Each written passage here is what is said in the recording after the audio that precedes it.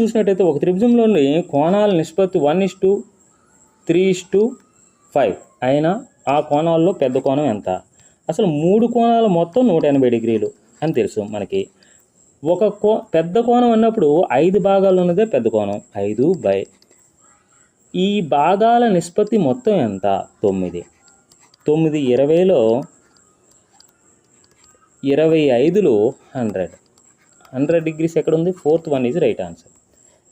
ఒక triangle ABC యొక్క బాహ్య కోణాల మొత్తం అన్నాడు.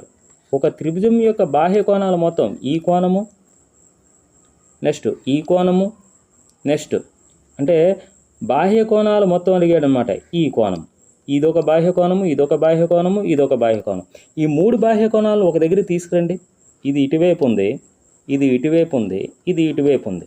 అంటే ఒక బిందువు వద్ద ఏదైనా ఒక బిందువు వద్ద 360 డిగ్రీలు కోణం చేస్తుందన్నమాట. అంటే బాహ్య కోణాల మొత్తం 360 డిగ్రీలు.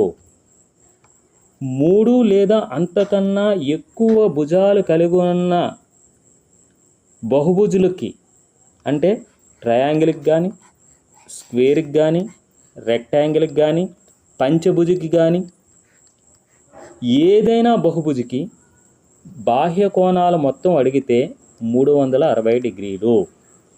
అది ట్రయాంగిలే కాదు, చతురస్రమే కాదు, దీర్ఘచతురస్రమే కాదు, పంచభుజే కాదు, అష్టభుజే కాదు, ఏ బహుభుజికైనా బాహ్య కోణాల మొత్తం అడిగితే 360 డిగ్రీలు. గుర్తుపెట్టుకోండి, ఖచ్చితంగా అడగడానికి అవకాశం ఉంది.